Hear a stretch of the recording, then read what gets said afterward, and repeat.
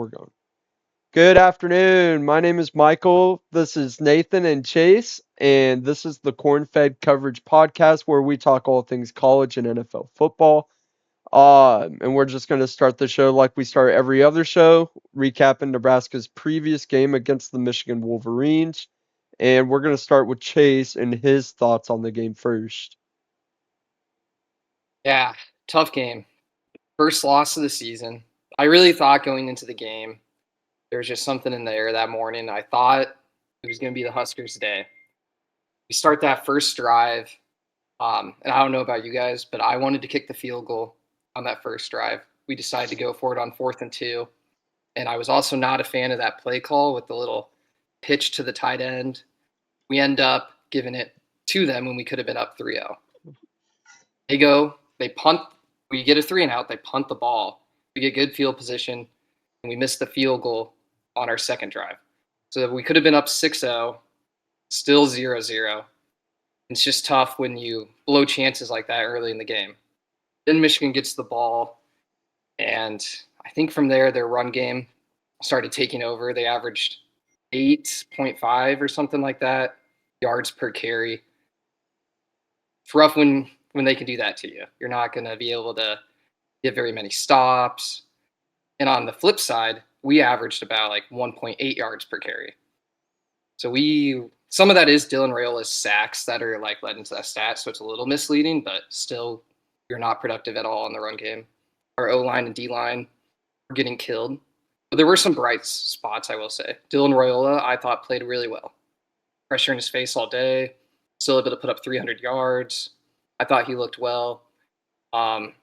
Overall, just tough game. We got the Hail Mary, which was awesome, but and then immediately in the second half, they go up, get a 10-point lead again, and I don't know, just tough. I'd like to hear some of your guys' thoughts.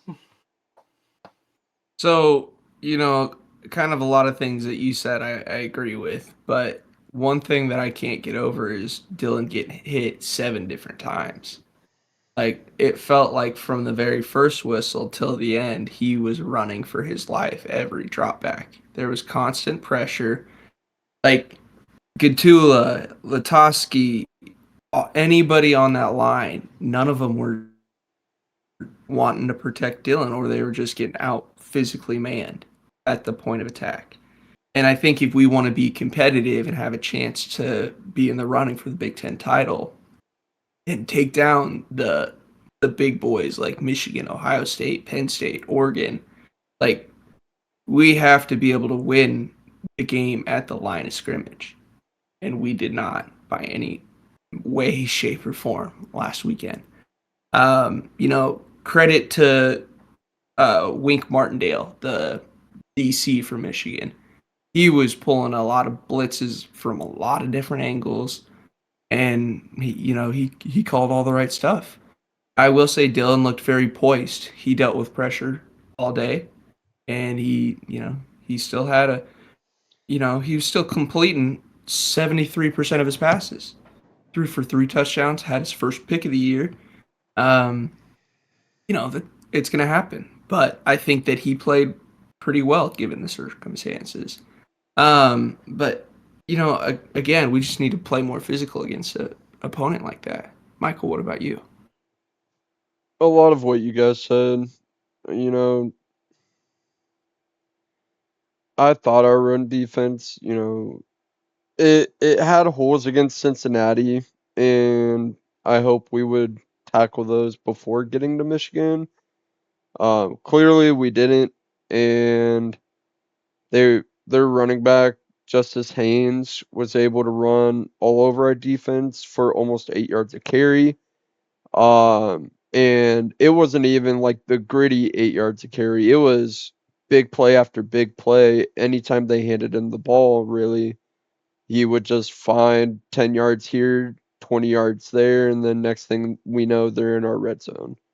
So hopefully before we get to the Michigan State game, not this weekend, but the following weekend, hopefully we can see a lot better of a run defense versus Michigan State. because I'm assuming they'll watch our Michigan film and think they can run the ball over us just like Michigan did. Um, and then on the opposite side of things, like you said, Nathan, Dylan got sacked 7 different times in that game, and our offensive line in total gave up around 35 quarterback pressures in that game alone. And a lot of those came out the left guard and left tackle position by Prochaska and Gatula. Um, so I don't know what was going on. I don't know if our scout D line or our scout D showed them a lot of blitzes during practice or what happened, but that O line did not seem prepared to catch those blitzes from the edges or down the middle. So Michigan's blitz rate, I think I saw it at like 48% on the defensive side of the ball. And then Nebraska was actually on top of them for 56%. So our defense also struggled containing Bryce Underwood as well. We allowed him to get to the outside and break off for large runs. Bryce Underwood, credit to him, he's got wheels on him and he can run for 40 yards and make a couple guys miss for a touchdown. So props to them, props to their offense for exposing what the defense couldn't stop. Uh, but there were also good things that happened too, and that's what I want to take away from this game. During our pre-show, we were talking how this game could have been a 7-10 point loss instead of a 3 point loss. And that's in credit to our offense getting down the field with about like a minute and a half left in the game and give us a chance to get an onside kick and potentially tie the game back up. Unfortunately, that didn't happen. Dylan Raiola threw for over 300 yards, threw for 3 touchdowns, only had 1 pick, his first pick of the college football season as well. Um, and then outside of that,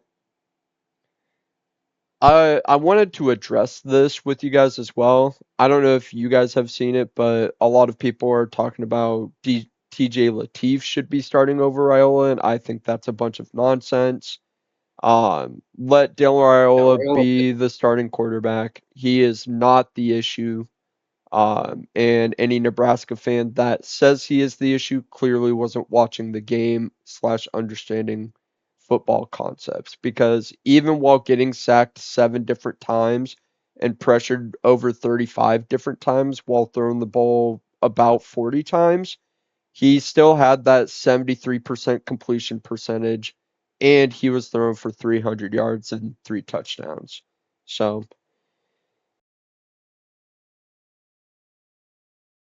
um, and outside of that, it was just in general a tough game.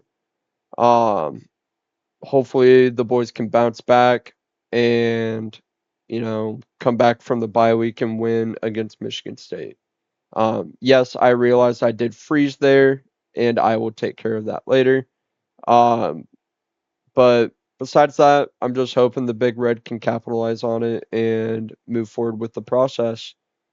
Um, and from there, fellas,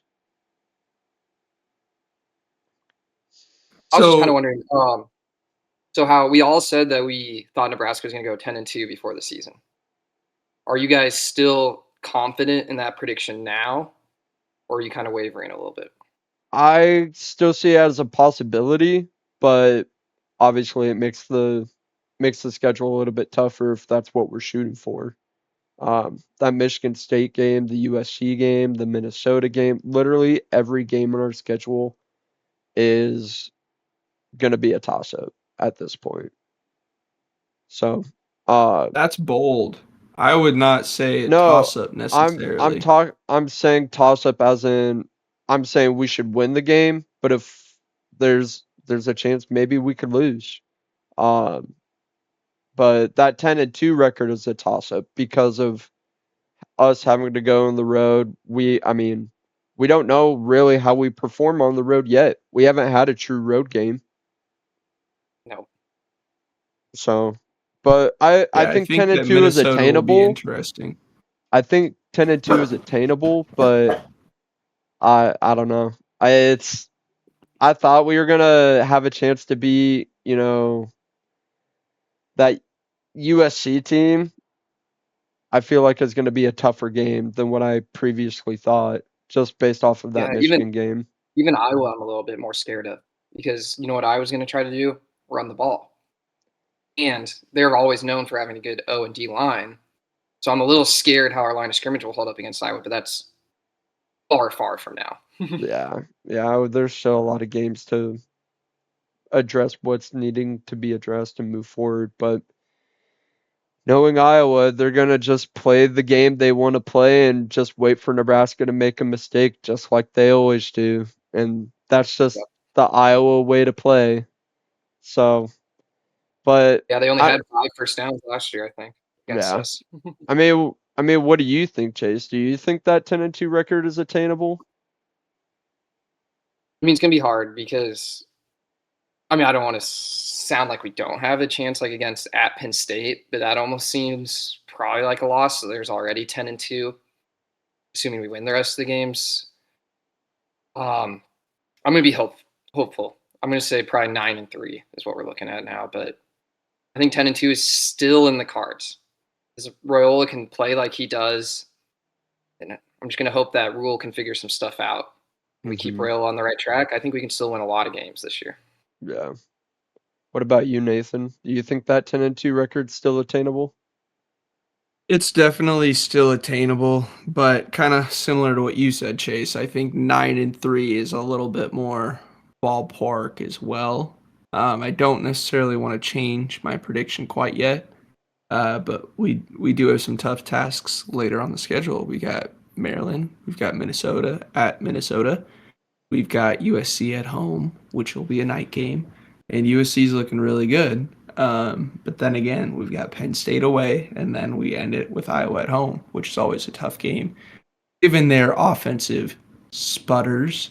Um, but I do think that 10-2 is definitely still attainable. But we'll see what the defense can do. And I think that it all depends on keeping Dylan clean. Yeah. Uh, obviously we're down a little bit after what that game exposed to us, but like you said, Chase, we're 4 games into the season. It's not time to beat ourselves down. We should more or less point out the good things, acknowledge the bad things, and move forward because it's a week by week basis, and you just gotta Yeah. take your losses on the chin when they happen and then move forward. So, Yeah. And every no, year I just like to see improvement too. Like we were 6-6 last year, so an 8-4 season is improvement. mm-hmm, So yeah, I mean, I'm still shooting for that 10-2 because that would get us into the playoffs more than likely, but yeah, 8-4 would still be a successful season in my books. I agree as well. Now I know you gentlemen had some games you wanted to review for the um week 4 of college football as well. Um, I'll go ahead and let Nathan talk about that first game he wanted. Yeah, so I picked my Bears last weekend, and they were in a dogfight with the Sun Devils, but that Sun Devil has one hell of a foot on it. Kicked a field goal as time expired to win the football game. Sawyer looked good. Aranda, you gotta take these guys to the shed. You can't be getting penalized late in the game and then give up.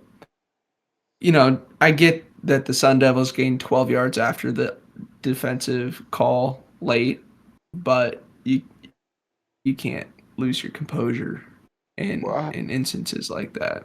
How'd Arizona Um, State kick that? I didn't get a chance to watch the game. How'd they manage to get to the game-winning field goal?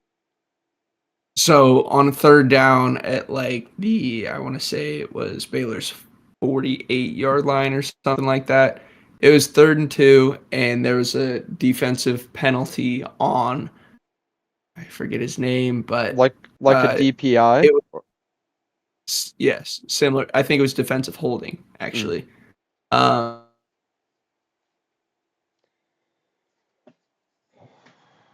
but it was called on their all-star wide receiver for Arizona State. And then they moved up, ran the ball, got 12 more yards, and then kicked the game-winning field goal as time expired. So, that gives them their first conference loss. But again, 4 games into the season, they've got some ground to make up if they'd like to be in contention for the Big 12. Because Arizona State's a tough team, and credit to Dillingham. The boy, Sam Levitt looked great. He had about, what was it? It was like 220 yards through the air, but then he also added 62 yards on the ground off 15 carries and a touchdown. So, Levitt looked good. But the Bears just can't win football games when you're giving up that many explosive plays. Yeah. So similar to the Huskers, but I do think that their game was a little bit closer than ours was, really, if you watch the tape. But what about you, Michael? I know that you watched a little bit of football too. What was your game? Yeah, I was paying attention to that Indiana Illinois game just because that spread was so close and it was a top 15 matchup, or pretty darn close to a top 15 matchup. But little did I know, Frank Signetti and Mendoza just decided, you know Kirk what? Signetti. What'd I say? Frank. It's been a day, sorry fellas. But besides the point, uh Indiana winning 63-12 or 63-10 10. is just mind blowing. Like I'm looking at it right now, it still blows my mind because nobody saw that coming. No, I thought the 6-0 spread was crazy. Yeah. Well, like They won by 53. they won by 53. I mean, the team stats. Let's just compare them. Total yards. Indiana had 579 total yards. Illinois had 161. And 159 of Illinois' 161 was passing the ball. So they had 2 rush yards the entire game, which is just crazy because they were a top 10 team. Indiana had 312 rushing yards on 49 carries. They were averaging 6.4 yards a carry. Like I said, Mendoza threw for 23 times and completed in 21. So only had 2 completions and 5 touchdowns through the air too. So it was a Kurt Signetti and Mendoza show, along with the dual running backs who almost totaled 100 yards apiece, which is something you see in a video game or versus an FBS team. So Indiana just put BTA to Illinois and Belema and sent them home packing back to Champaign.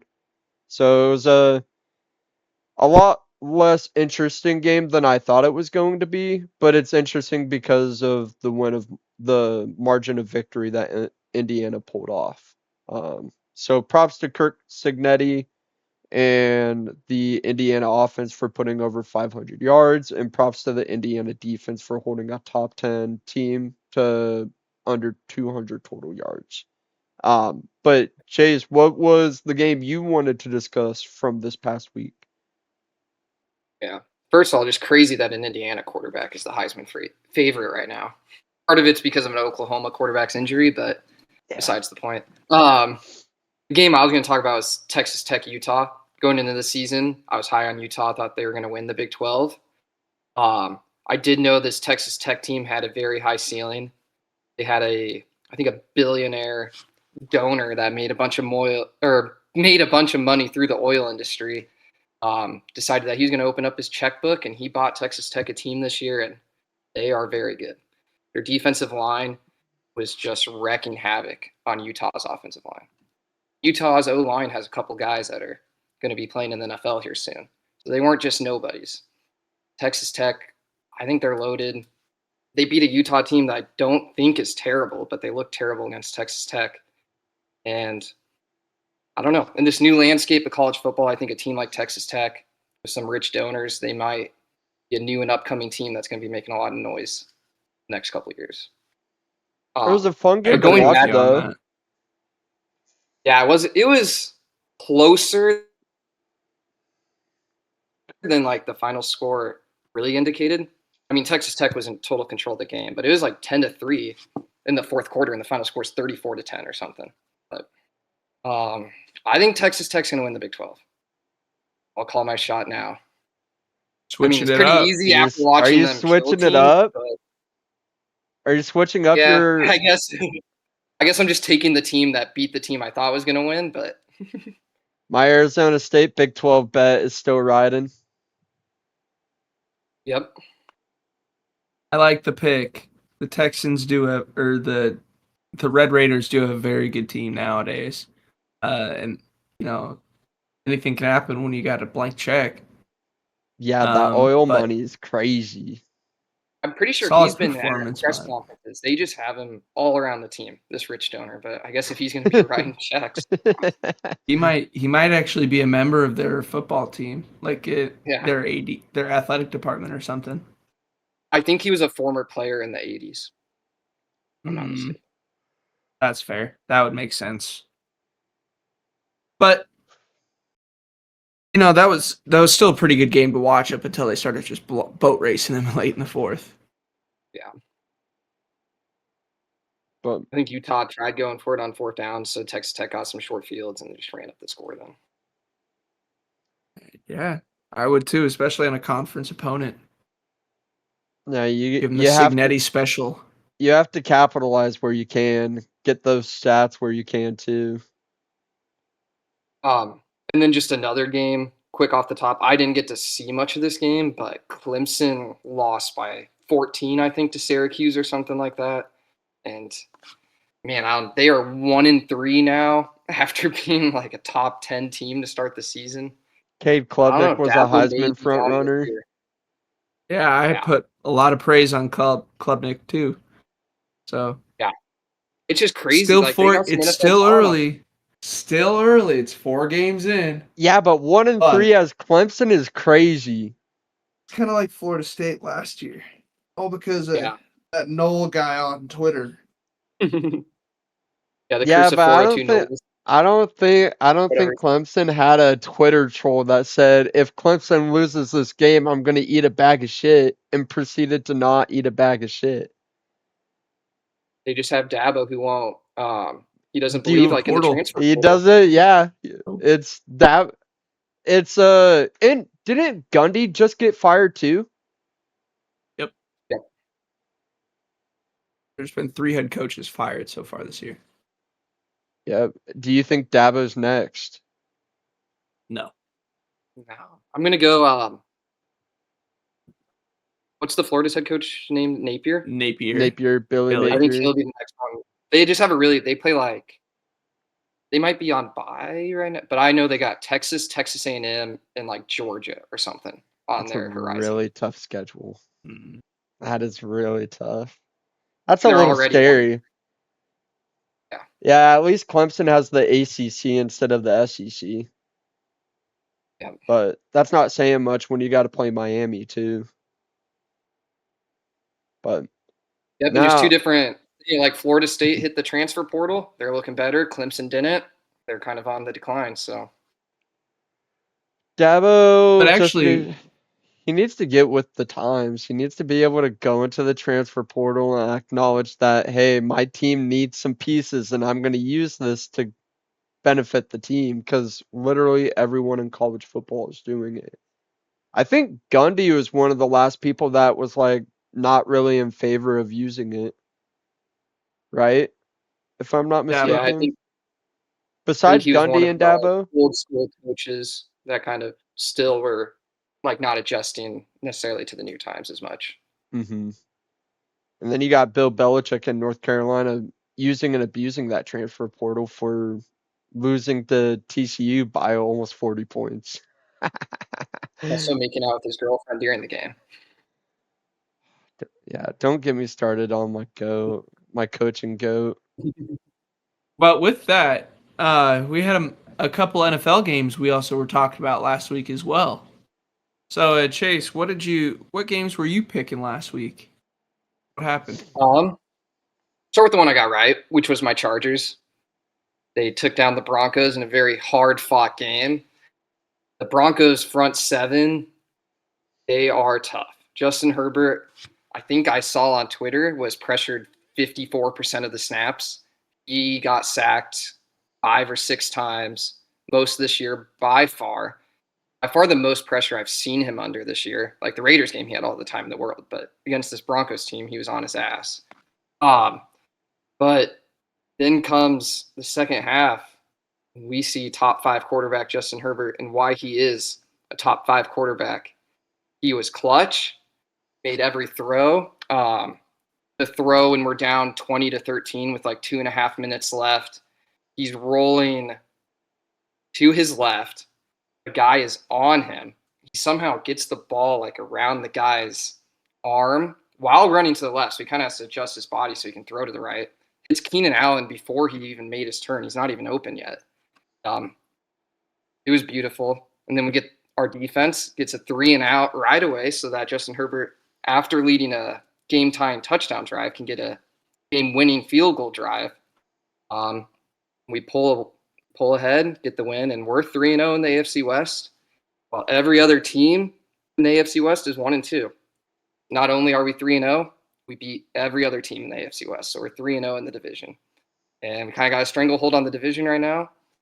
I'm not going to be excited if the Chiefs pull out some magic, and come December I'm talking about a Chargers versus Chiefs game that's going to determine the division or something, but right now, I think the Chargers look good, and I think they're a top 5 team in the NFL.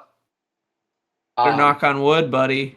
You might want to knock on some wood there, Chase.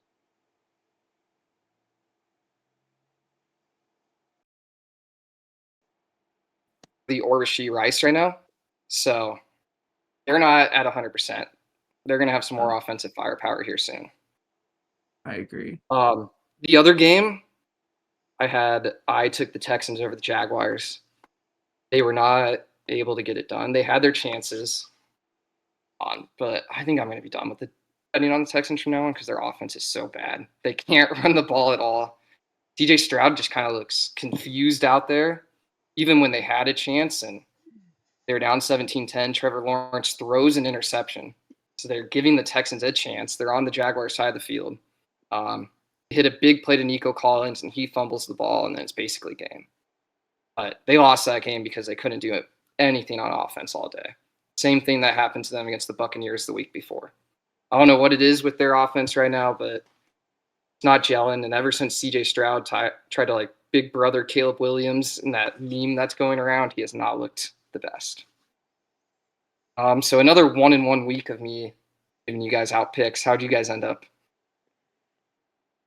Go ahead, Nathan. So I did pretty good. 2-0. I picked the Bills to win Thursday Night Football, and they took care of business with the Dolphins. They only won by 10, so they did not cover if you took their spread. But I'm a safe better. I choose the money lines. So, that feels good. But then again, we won't really focus on that game too much because I think we know what the Dolphins are with Tua. He's just – I feel bad for him. I just want him to stay healthy. But Mike McDaniel on his hot seat, I don't know how much longer he's got down in Miami. But on to the more important game of the week, we had the Niners, who scraped by the Cardinals with the skin on their head. Barely crept by with a game-winning field goal. It was a tough game because we lost Nick Bosa. He tore his ACL. It's hard to really call this a win when that happens. But, 3-0, that bodes well. The schedule has been nice to us so far. But, kind of worried to see what the defense looks like without Bosa out there. I think that while he may not have been the box score stuffer, I do think that he was a very, very big part of the defense and the pressure we create on the quarterback. So Warner's got to he's got to uplift a lot of guys out there now, and that's a lot of work to ask for Superman. But we'll see kind of what comes this week. But Michael, what about you? Patriots lost to Old Man Rogers. Was not very happy about it. We still haven't played our rookie running back that we drafted in the first round either, so that's great. I really wanted to lose my shit over this game. I decided not to. Drake May played well besides throwing a pick and fumbling the ball. He threw for 268 yards and 2 touchdowns. So it's not like he played terrible. The thing that stinks and the reason why I will not take Ramondre Stevenson from your fantasy team is because he fumbled the ball twice in one game. Again, just like last season and the season before that. So Ramondre Stevenson still has a fumbling issue. Or Nothing tries to new. charm, right? I'm not. Nope. Antonio, he's Nope. better than Antonio Gibson, I will say. You're right. He is better than Antonio Gibson, Nathan. You're right. He really is. Okay. Do not know why we're not starting Travion Henderson at all. Who has not fumbled the ball throughout the entirety in his career. But He's looked really clean, I will tell you that. He looked good in the preseason. that is not my decision to make. I do not control who plays or who doesn't play, and I am not going to lose it. From fantasy player to fantasy player, you should go and get you the starting running back for the team. We don't have a starting running back for the team right now. It's a running back by committee, and we're not even starting our first round running back draft picks. So don't ask me why. Don't ask me how. We're not even, I mean, Stephon Diggs had 3 catches for 23 yards. What are we? Pittsburgh has a decent secondary. They've got some players out there, some vets. I do I mean, you know guys just that, but literally I gave think them- we you literally should have gave them won the ball. that game. We fumbled the ball 4 times and threw a pick, Nathan. You're not going to win an NFL game if you fumble the ball 4 times and throw a pick. It's very hard You to win guys- a game. You guys outplayed the Steelers 100%. You Yeah. didn't literally give them. Like, you literally just gave them the game. You're like, here, have it. And you guys could imagine Do the you way look I at- was do you crashing look out at- on the team during the game, okay? I really am You look at Vrabes hire differently now? No, I'm happy with Vrabes' hire. It's not the fact that he has the same record as Gerard Mayo through 3 games. It's the fact that our offense has, and I'm frozen again. No, you're not. Go. It's the fact that Mike Vrabel has been able to have our offense firing on mostly all cylinders. It actually feels like it's misfiring every so often for how many times we give the ball to the freaking defense. But that's not what I'm going to talk about today. That's not what I'm going to talk about today. Tough loss to the Steelers. In reality, I think the Patriots should be 3-0 currently, but obviously things have not gone our way, and we've had 2 really close losses to some not so good teams in the league, unfortunately.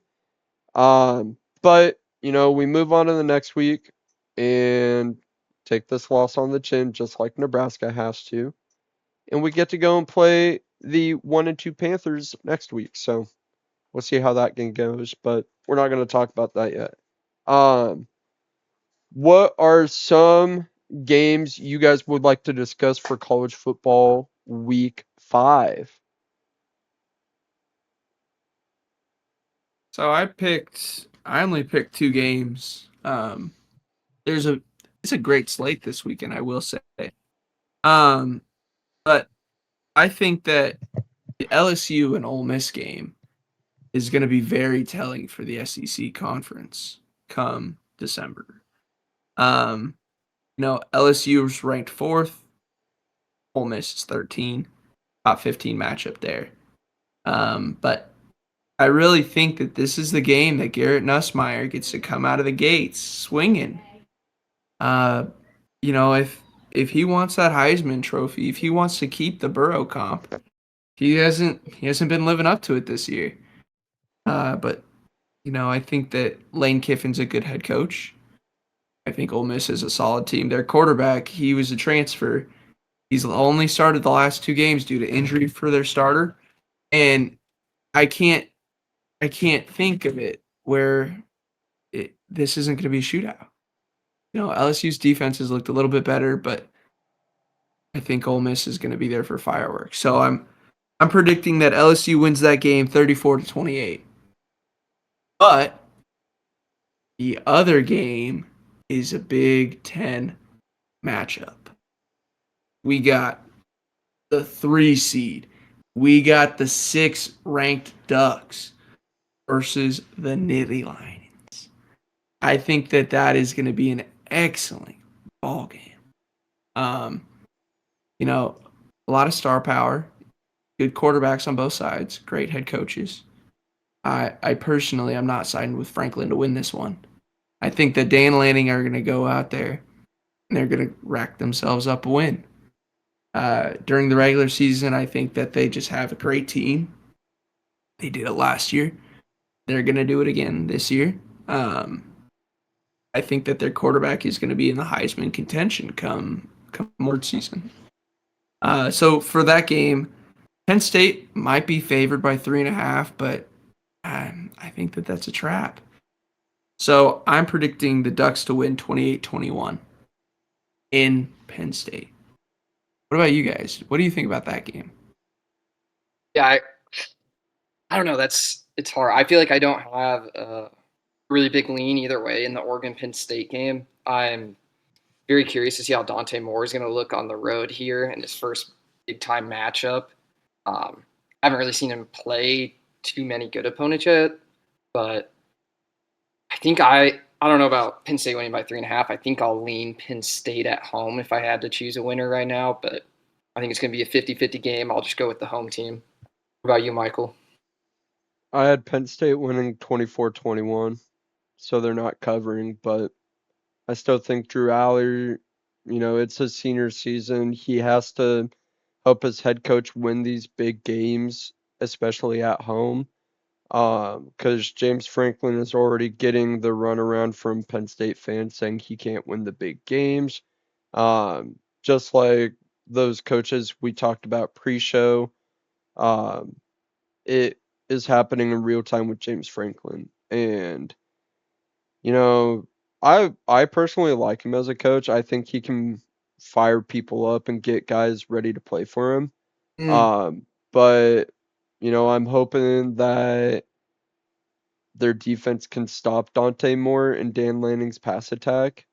Because if they can't, it's going to be a very long day for the Nittany Lions defense. But that's the game I wanted to talk about for football this week. And yeah, I've got Penn State covering. Yeah. On the road, I thought Gunnar Stockton played very well against Tennessee on the road in that environment. Now he's going to be at home. His stats aren't anything crazy this year, but that's because against the bad teams, they just kind of run the ball anyway. But when they played a good team like Tennessee, they let Gunnar Stockton air the ball out. He was clutch when they needed him to be in that game. So I'll take Georgia over Bama. I am a little scared of Bama. They got some really good receivers like Ryan Williams, and Tennessee was able to hit some deep balls on them. So I'm a little scared of that matchup that Bama could take advantage of. But overall, I think Georgia will be able to run the ball, and they'll be able to put up points like Florida State did. I like that. I like that a lot. Go Dogs. Go Dogs. That's my SEC pick right there. You both on Georgia too? Sounds like Nathan is, but I got to root for my game, SEC pick when they're still alive.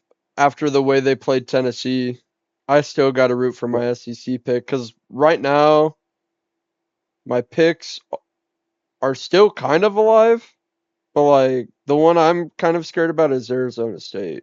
But outside of that, I'm still kind of comfortable. But Penn State plays Oregon. Georgia has to play Bama now. So it's still all in the cards for it to work out the way I predicted, but it's also in the cards for it to not work out the way I predicted and for everything to hit the fan.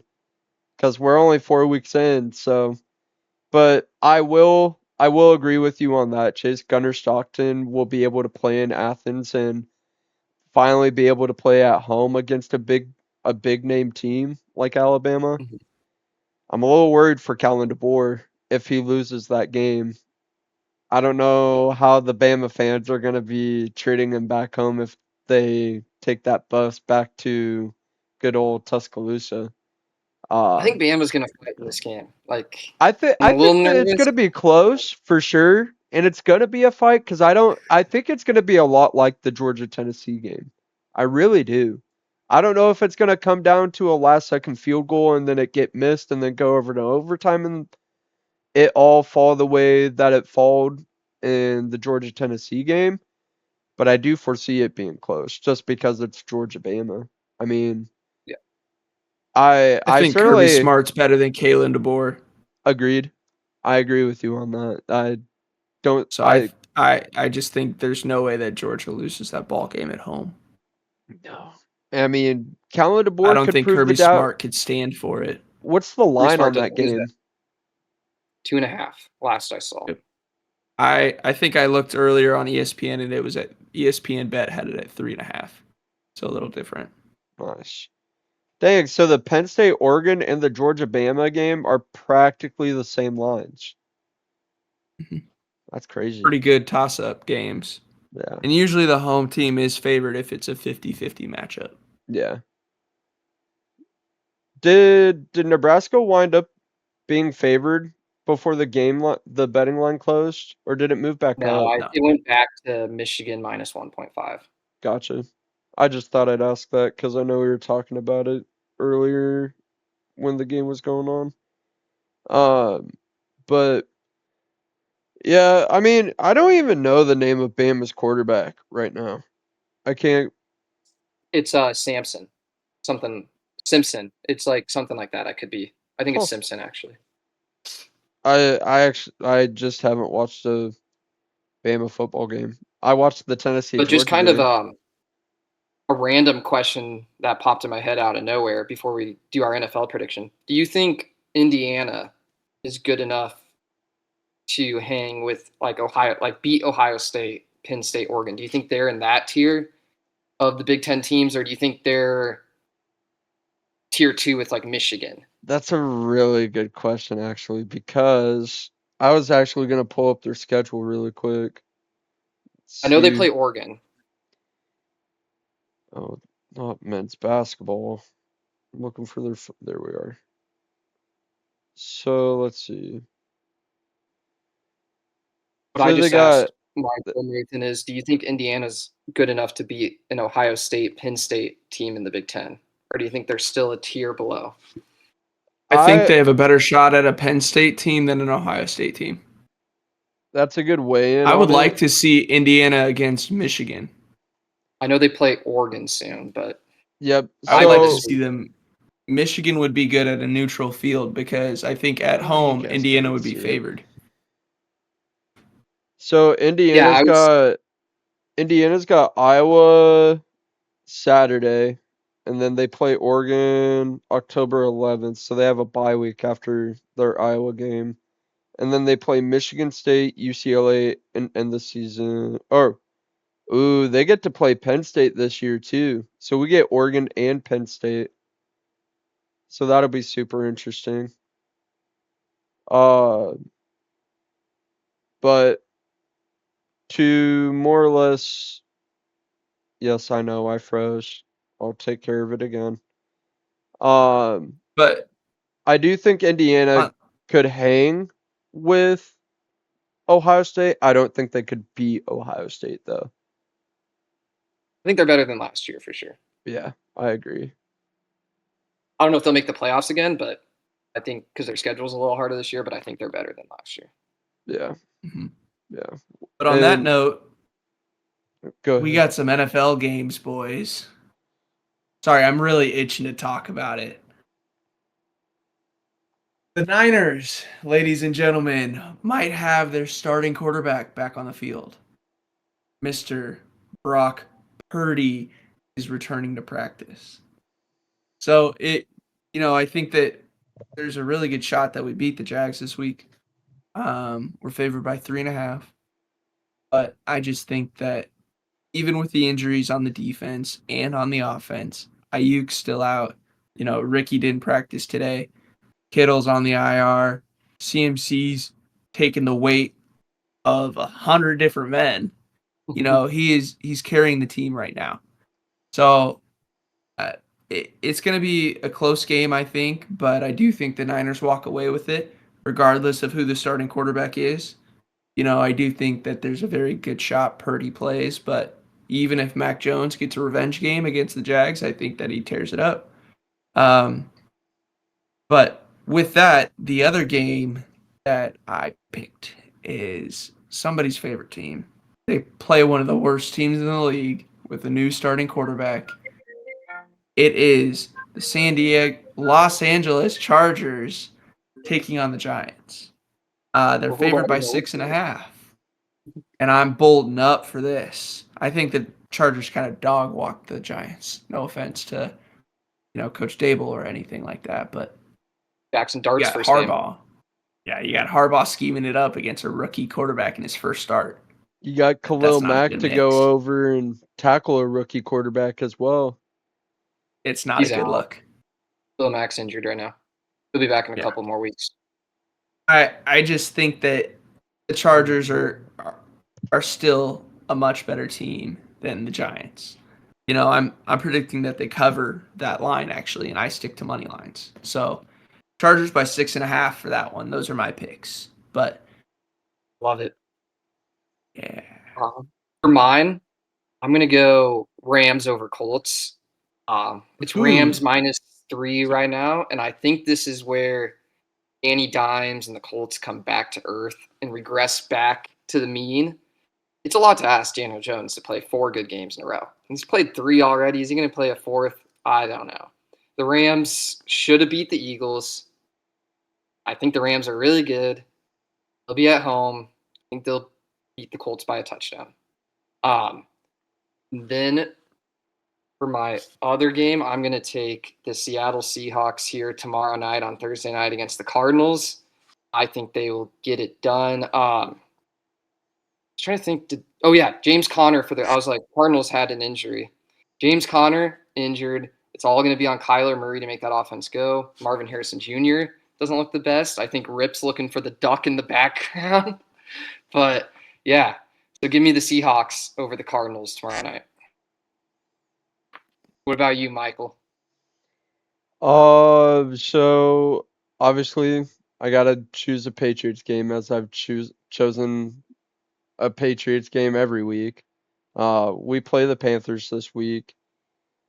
Easy pick. I don't know if it's an easy pick because Patriots are favored -5.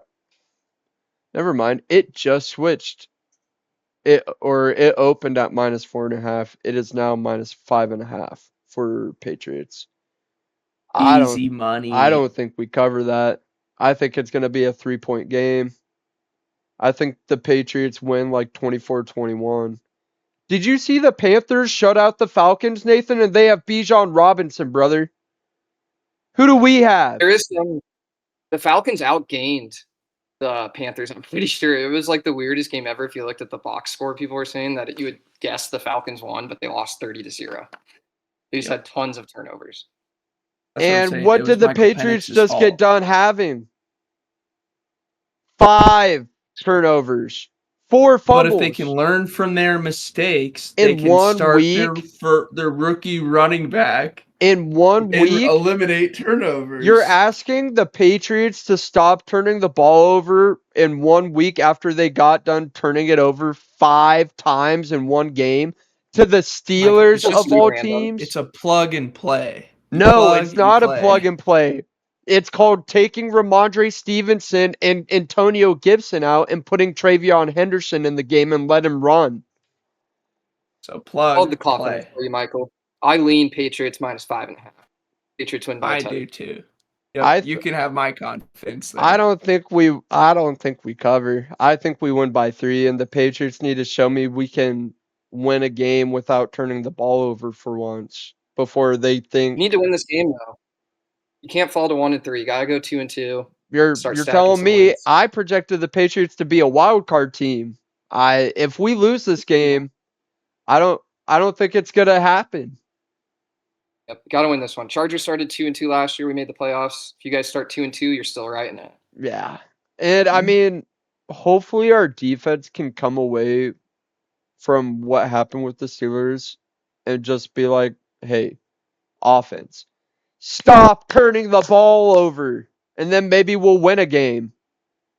Sorry, that was what a majority of what I was kind of holding back earlier. Not all of it though, because I'm not letting that out. My second game that I wanted to talk about was actually the Chargers Giants as well. So, and I'm actually riding with Nathan as well. I do believe the Chargers can cover that 6.5 point spread currently, just because the Giants don't have that great of a defense. And they don't have very many offensive pieces to the puzzle. I mean, their starting running back also just got injured last week as well, in Tyrone Lacey. So it's going to be Scatabo. Tyrone Tracy. Is it Tracy? Yeah, that shows I how think much so. I pay attention to I the think it's Giants. Tracy Jr. He's a junior too. Scatabo is their leading carrier or lead. Well, they He also had running a have good game. He had a good game on Sunday night. He looked pretty good. I think they also have who is it? They might have Damian Harris. That Oh, do sounds they? right. I think they have another veteran running back that they're planning to do more of a three Devin down with Singletary. Scatabo. They have That's Devin who it is. Singletary. Old Bills running back. But Mm-hmm. and Nathan, you were right. It is Tyrone Tracy Jr. who just got injured. So, but yes, Not that he got injured. no. Yeah, hopefully Jackson Dart doesn't come out and play like Mahomes did in his first game ever or something. But Yeah. other than that, I think we'll have this game pretty easily handled. Did Dabble confirm that Jackson Dart was starting? He did. Yes. Yep. Nice. Yeah. Well, good luck to him against the Chargers defense that has significantly seemed to improve this year. And I think Dart has promise. He has promise, but not against the Chargers week 1. Not first. I think that's a lot to start. ask from First a start. rookie. He needs to be eased back into it. But I would take that Charger spread with no questions asked. And then besides that, fellas, any last things you guys wanted to address before we let the viewers go? Nothing from my end. I just hope Matt Rule shows these guys the tape, especially of the missed tackles and missed blocking assignments, and hopefully we just learn a lot. There's teams every year that you're like, whoa, this defense sucked at the beginning of the year, and now they're playing lights out. So hopefully we figure something out there. Yes, sir. Yes, sir. Well, as always, please don't forget to like, follow, and subscribe to our channel for more future content. My name is Michael, and these are my co-hosts, Chase and Nathan. We are Cornfed Coverage, and hope you have an amazing rest of your Wednesday and a stress-free week of football watching and beer drinking. Have a great rest of your day, and go Big Red as always. Go Big Red. Go Big Red.